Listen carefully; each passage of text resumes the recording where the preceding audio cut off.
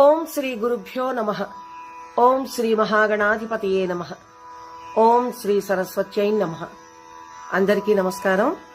ఈరోజు మాఘ పురాణం 24వ అధ్యాయం పారాయణం. పిశాచములుగా మారిన బ్రాహ్మణ కన్యల విముక్తి అనే కథ. పూర్వము మగధ రాజ్యంలో పౌరహిత్యం చేసుకుంటూ జీవనం గడుపుకునే బ్రాహ్మణునికి 4 కుమార్తెలు ఉండేవారు. వారు నవయవ్వన లావణ్య సౌందర్యముతో వెలిగిపోతూ ఉండేవారు. వారు ఆ గ్రామ కోనేటి వద్ద ఉన్న ఉద్యానవనంలో పూలు కోసుకుని దేవాలయంలో దేవునికి సమర్పించేవారు. ఒకనాడు ఆ కోనేటి వద్దకి స్నానం చేయడం కోసమని చెప్పి ఒక గురుకుల విద్యార్థి వచ్చాడు. అతను నిండు నవయవ్వన ప్రాయంలో ఉన్నాడు.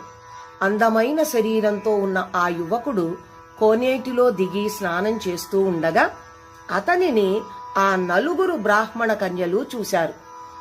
అతని అందమును యవ్వన ప్రాయమును చూసి మోహించి అతని వద్దకి వెళ్లి వివాహం చేసుకోమని బలవంతం చేయసాగారు.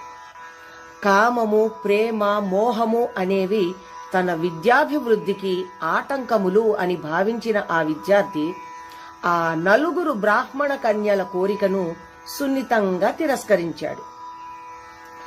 తిరస్కార అవమానాలని భరించలేని ఆ బ్రాహ్మణ కన్యలు కోపించి నువ్వు పిశాచానివి అవుదుగాక అని శపించారు.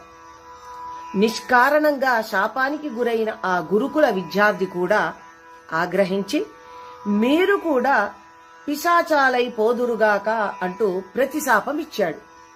వెంటనే ఆ 4 బ్రాహ్మణ కన్యలు పిశాచాలుగా మారిపోయారు. ఈ విధంగా పిశాచాలుగా మారిన ఆ బ్రాహ్మణ కన్యలు ఆ కోనేటి వద్దనే ఒక చెట్టును ఆశ్రయించుకుని వచ్చేపోయే వారిని పీడిస్తూ జీవించసాగారు. పిల్లలు పిశాచాలుగా మారడం తల్లిదండ్రులని ఎంతగానో కృంగదీయసాగింది.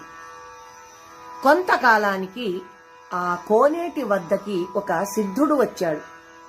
అతనితో కన్యల తల్లిదండ్రులు, స్వామి, మేము చేసిన పాపమేమిటో కాని మా 4 కుమార్తెలు పిశాచాలుగా మారిపోయారు.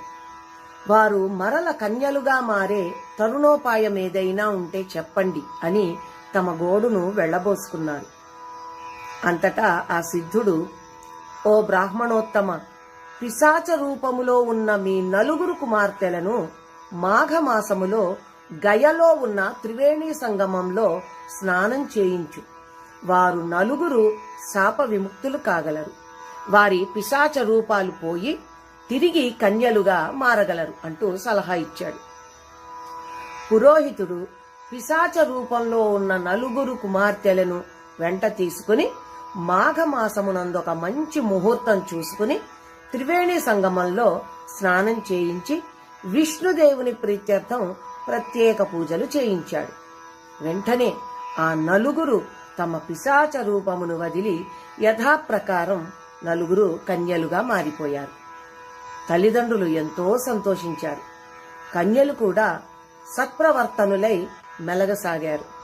కావున మాఘమాసం యొక్క విశేష మహిమని తెలుసుకోగలరు.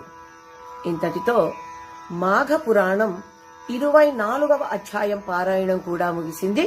తిరిగి రేపటి పారాయణంలో కలుసుకుందాం. నమస్కారం.